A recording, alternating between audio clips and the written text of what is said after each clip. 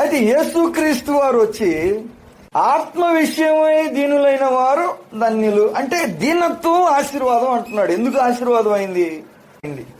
డబ్బుని మించి అధికారాన్ని, ఆరోగ్యాన్ని, ఆధిక్యతను, ఆనందాన్ని మించి ఇది ఎందుకు ఆశీర్వాదం అయింది?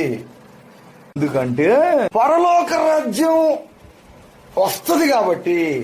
దేవునికి మహిమ కలుగును గాక. అమ్మ, ఇప్పుడు ఆయన ఇంటర్ప్రిటేషన్ చూడండి, ఆయన వివరణ, ఆయన ఆశీర్వాదం అంటే ఏమిటి అంటే పరలోక రాజ్యాన్ని నీకు ఇచ్చేది. ఇది ఆయన దృష్టిలో ధన్యులు ధన్యులు ధన్యులు ధన్యులు అంటే ఆశీర్వాదం. ఇది ఆశీర్వాదం, ఇది ఆశీర్వాదం, ఇది ఆశీర్వాదం. ఆశీర్వాదం అంటే ఏంటి? ఒకటి పరలోక రాజ్యం ఇచ్చేది, అది ఆశీర్వాదం. రెండు రాబోయే యుగంలో మనకి ఏదైనా ఇచ్చేది, అది ఆశీర్వాదం. అది అంటే ఆశీర్వాదం.